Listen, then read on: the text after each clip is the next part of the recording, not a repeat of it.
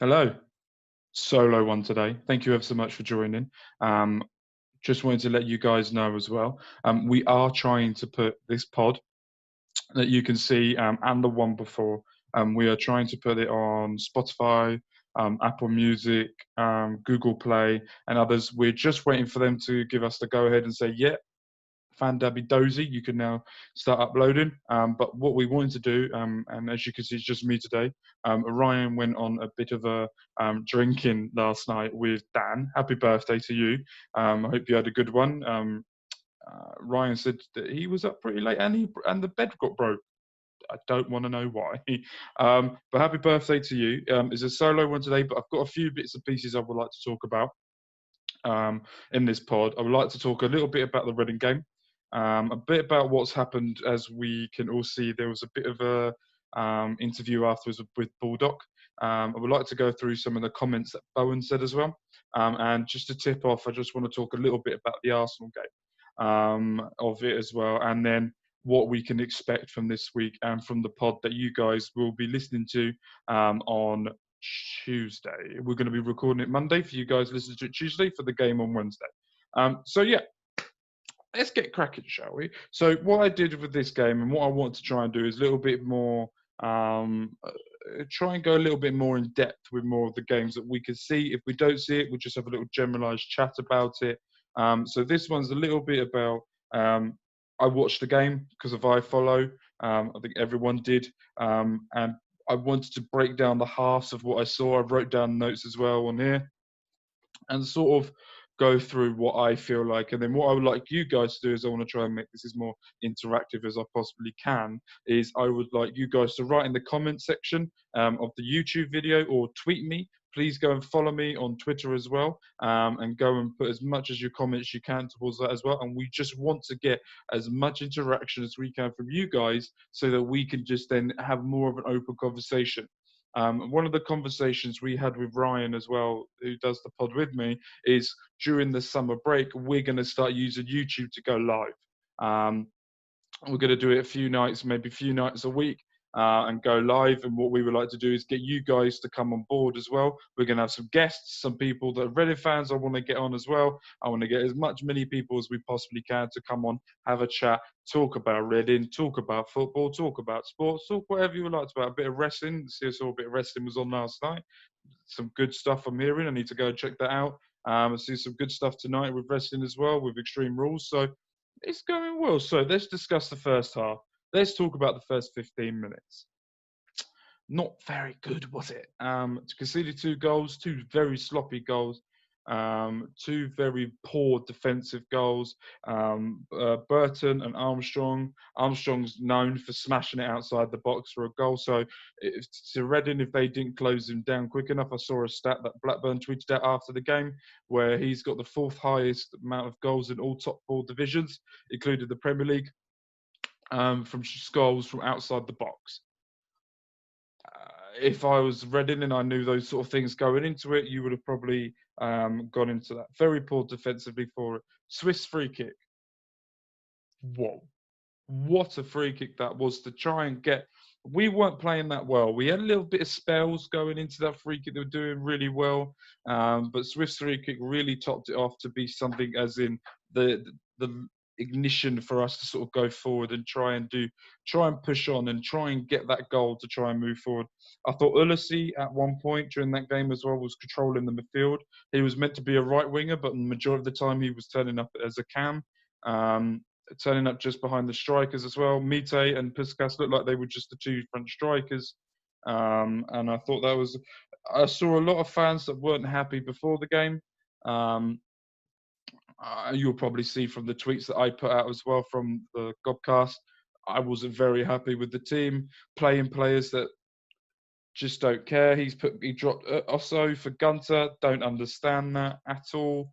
Osso was probably one of the better players during that spell as well. So that sort of thing going around. McIntyre, I want to do a massive shout out to Tom McIntyre. The way he got in the way of that ball, it just did not duck away. Some defenders these days will move out the way. I know I would have. But he was just got in there, put his face on the front of the ball. You could see he is Reading through and through. He put his heart and soul on the line. Shame he had to come off because I thought he was getting into the game a little bit more. I know we conceded to, but it was a bit of a sloppy start to it as well. So, yeah. I also think one of the funniest points as well, not for the Blackburn player, but one of the funniest points during the first half was when Swift tried to do a clearance and he went straight into the Blackburn player's gonads. He was on the floor, couldn't move. I thought that was very good. I think one of the criticisms that I had as well was we were very static and moving forward and defensively as well. There was not a lot of movement from Mite, especially wasn't really doing anything. I understand the fans love him. He's got 19 goals this season. Good. It's just I like him as a person. I think he's absolutely brilliant. I think he contributes well, but I think he has these games where, like he did against Luton, he gets 4 goals and then goes missing for the next 6. He's very inconsistent, and that's one of the things that I have a bit of a pet hate. Not just him, but I think about the team in general as well. I don't think we were pressing hard enough when they were having the ball. We let them come at us. When I say pressing hard enough and coming at us, if you watched, I'm going to switch between games as well. If you watch the Arsenal versus Manchester City game, Arsenal sat back and let Man City come towards them and let Pep do what he does best with the team. But then as soon as they got to a certain area of their own half, boom, straight into them, right into their face. They didn't let Man City even have a breather, which I thought was a tactical genius there from Arteta. But we'll get more of that at the end of the pod, as I've got a few bits to say about that as well. But I thought that was brilliant. I thought Moore at the end of that first half gets a lot of stick. Correctly and wrongly so. I'm not going to voice my point because I'm the only one doing this, but I can say where I can see where both people are coming from. I get the stick where he doesn't help himself, but at the same time, I got a bit of stick as well for when he got brought on Twitter, and I said, well, obviously he's going to come on because he's the captain, and someone said, well, that shouldn't be the case. Okay, I get what you're saying, and I completely agreed with the person saying he hasn't been good enough, but he is the captain of the football club. No matter if he's probably one of the worst players of the football club, he is the captain of the football club, and he will be brought on before any player. Rightly or wrongly, who knows? But that was the end of the first half. I thought we did okay. I don't know whether this team just gave up, but then they come out the second half. Good start for the first couple of minutes. Reno was absolutely fantastic in that midfield, battling for it all, going back to defend, last-ditch challenges, getting fouls on himself or on the players just to stop the counter or to help himself. I thought he was brilliant. Puskas, I thought was really good. He didn't really have much to do. There was no supply for him at all. At one point, he was coming back he was in the centre defensive midfielder role, and Mite was still up there, which I thought would have been the other way around. But Puskas had a role that he needed to do, and he went back and defended it. And you could see from the third goal when it was coming in from the corner, and he cut inside and went for the shot, that Puskas was there defending. If you're a striker, you don't know how to defend because the only thing you know about is scoring. You know bits of how to defend, but it's not really your job to do that. There was not enough pressuring down as well, and took a massive deflection on Moore's head for it to go in, and he couldn't really do. He tried to block it. It was a bit half-assed header, but at the same time, if you're going to try it, you might as well give it a go. But I understand that. And then the inevitable 59th minute substitution that happens every game when Puskas comes off for Baldock. I think everyone needs to put in their phones like a timer. The 59th minute of a game, you just need automatically send Puskas off for Baldock. Blackett come off for Obita, and Omar come off for McCleary. Yeah. So let's talk about those subs. Excuse me while I have a drink. So, McCleary.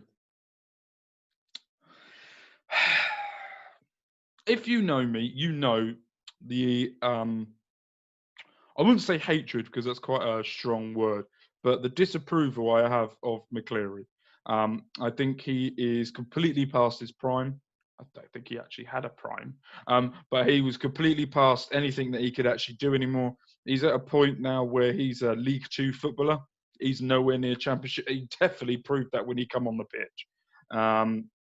I thought he was absolutely shocking. He tried to get the ball to Baldock, nothing there. I want to do a big. I've criticised those substitutions when they happen, and a lot of Reading fans did as well. But what I would like to say is Obita does what Obita does. That cross with his left foot, early cross straight onto Boldocks, and let's give credit where credit's due. That header from Baldock to header it not only into the ground, but for it to be headed so precisely, keeper had no chance of that. So that was absolutely superb. McCleary again dispossessed. Baldock and Mite combined for the third goal, where Baldock did a fake cross. Player went down to try and block it. It didn't work. It crossed over Mite with his nut that he does well. I think that was his 19th goal. And the only good thing that I would say about the subs is the only good thing I've written down here is McCleary's run that he did through the middle, that he got fouled for. And then Swift just hit the free kick into the wall. But he did a good run there. It ran straight through the middle. He got fouled. He did what he was meant to do. And I found after that free kick, Swift started to find it quite difficult with his ranges of the free kick. He wasn't really hitting. I don't think any of them hit it on target. They either went above or hit the wall. I think the only thing about some of the good things that I put was Mite. I wouldn't say good point. Mite was playing very poorly. I think the whole team were playing very poorly. But I singled him out because he has a lot more pressure on him and a lot more eyes on him because of the 4 goals he scored. But he didn't live up to that whatsoever. I thought he was very poor. I thought Raphael and Moore blocked off that player for the counter-attack when Raphael come out and just swished the ball away. McCleary did another cross that he could have easily just switched it over and a nice header, completely missed it. Also that pass as well where Swift was literally stood on the edge of the box waiting for the pass. He was completely wide open and McCleary couldn't even pass it to him. But I'm going to not try and go on too much of a rant like I feel like this is going on about him. But I just wanted to point out that there was other players on that bench. Maziga, I know fans will say, well, he wasn't even a team. I know that. But if you're going to pick a player and keep a loan signings, but that, I'm not going to get into too much of that. I thought as well that Mite, when he went down for the penalty, that wasn't a pen. I think in VAR, probably. But I think if there's none, no. I also thought as well at the same time that if you have a lot of other referees, it's one of those that there's some referees give it, some referees don't. And that time, I didn't think it was. For their 4th goal, absolutely terrible defending. Easy for them to cut back and swing it in. Obita, you needed to get up for that header.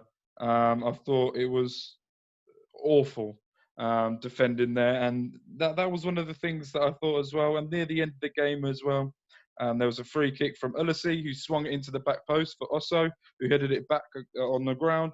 Nice height for Mite, who just headed it straight over. I also saw a lot of Reading fans as well criticising the substitution on Osso coming on for Swift. If you just watch it back a little bit, Swift was limping quite a lot. And that's why he come off. I understand what Reading's frustration. We've got the most creative player and taking them off. I get that, but he was injured, and there was no point keeping him around if there was any more injury. I also did a little. I'm going to go through different devices. I've got a pad, I've got a pen, I've got a phone, I've got everything around here that I wanted to try and point out to you guys as well. So after the game as well on the podcast Twitter page, what we're doing is I'm going to do a player ratings of what I thought, and what I would like you guys to do in the comment section down below, or tweet me, or go and find the tweet and write your comments of what you thought, and just tell me what you think about what I put for the ratings of the game. So my ratings for the game against Blackburn was Raphael was a 4. I think that was one of his most poor games. Gunter 4. Their whole attack during the first half was down his side because they knew it was the weakest. Blackett 4, didn't really do anything. Morrison 4, I thought he was poor. McIntyre, I gave him an 8 just because he put his head on the line, but he had to come off. But that was the issue. Reno, I put a 7. Swift, I put a 7. Ulissi, I put a 7. Richards I put a 6. Didn't really see much. He did some good tackles, but also gave away a bit. Mite a 7 just because he got the goal. Puskas 6. I thought he was okay. He couldn't do much. Baldock, I got an 8. I gave him man of the match. With Reno, I think, in my opinion, just because of the 2 goals. And when he come on, he changed that. I've did McCleary a -1,000. Personal opinion. A beta a 7 because of his crossing. Moore a 6. I thought he did really well. I thought he did well. He made mistakes as well. And also a 6. I only put him 6 as an average because there was not enough time to talk about that and what I thought of it. What I would like to also say is I want to give. I also did a live as well on Twitter where I went through some things, bits and pieces as well about little bits about the game, but I wanted more of a fan interaction.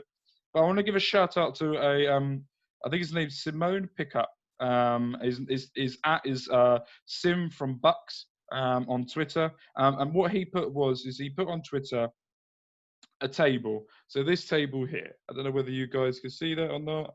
No, you can't see that. That's absolutely fine. I'm going to read it to you anyway. And basically, it was just a form since Bowen before the new contract and after. So before the contract, the games that he played, he was 4th in the table. And we thought we were like, since when Gomez left. And since he's left from the games from when he signed it to now, we are now 18th. So there's a big drop off there. I also said to him, can I give you a shout out? He said it's from Who Scored, but he was the one who gave it to my attention. So I wanted to give him a massive shout out for helping me out and sort of giving me a lot of things to sort of talk to you. And I would like you to let me know as well what you think about that and what you think the difference, what's happened for them to sort of do that. What I've got here as well is I want to go through Sam Baldock, his comments. So Sam Baldock's comments after the game were, I think there's a lot of changes to happen over the summer. I want to give a shout out to at RFC Latest, as I gave a screenshot of what they put up. So I just want to give them a shout out. I will also if you just go, I'll go and let them know that I use them as well. So I just want to say that. This is some of the quotes that was picked up. He's put, I think there's a lot of changes to happen over the summer. I think in the past, not every manager or person higher up in the club has particularly wanted me at the club. So I've got some doubters to prove wrong. It's not a straightforward club in terms of face of things. There's a lot more changes going on. I don't think anyone can question my attitude around the place. So I'll be here next year to fight for my spot. So, and then Bowen as well, he's also come out and said, we're losing a lot of players with those on loan and those out of contract. There probably a significant amount of changes coming to the club, so maybe it's a fresh start for them. So I don't know how I feel about, but I think Baldock is right for speaking out. I think he's correct in what he's saying, but at the same time, he's on too much of a wage for the football club for someone who I think is a good player. I don't think he's good enough, but we have to wait and see. Yeah, as I was saying, sorry about that. I've had to pause some of the recording to go and sort my son out and then go sort some of the shopping out because my partner went shopping and all this and all that. So, yeah, so as I was saying about Baldock, I think he's right in what he was saying. Do I think he'll be here next year? I think he will have to. It's the last year of his contract, I think. Do I think he's been any good? I think he's done his bits and pieces. Do I think he should be here? Do I want him here? No. I feel like we've got Puskas and he's on too much money.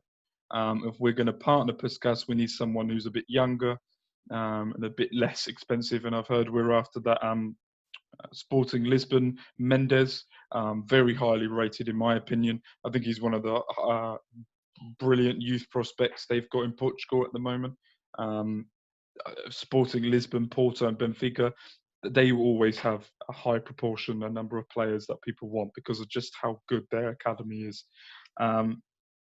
So yeah, so we're going to be recording a pod on Monday to give to you guys Tuesday to talk about the Swansea game moving forward, and then we're going to discuss on that pod as well what we think about what's going to happen over the summer.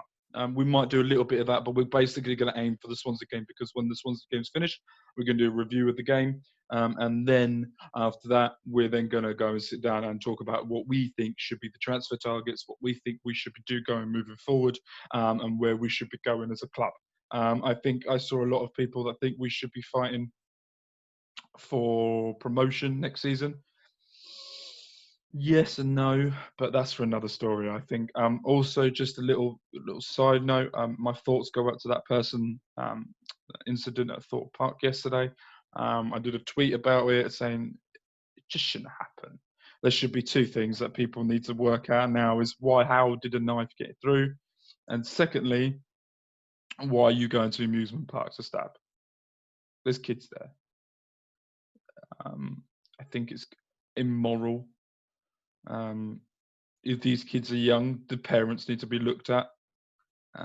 If they're not, something needs to happen. This country needs to have a massive look into this.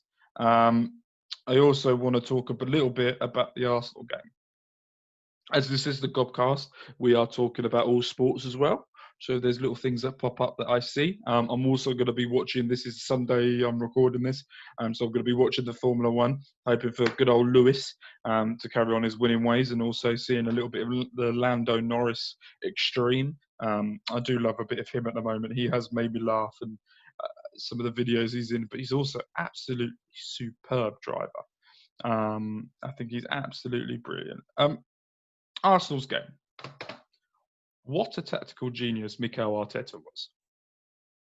Absolutely tactical genius. He worked out and he knew exactly how Pep was going to do. And not only did he beat Pep Guardiola in a cup game that he hasn't lost to since Will Gregg scored against him, I think it was like 3 seasons ago, in a cup game in a 4th round, where I think there was Aguero got sent off and all this and all that.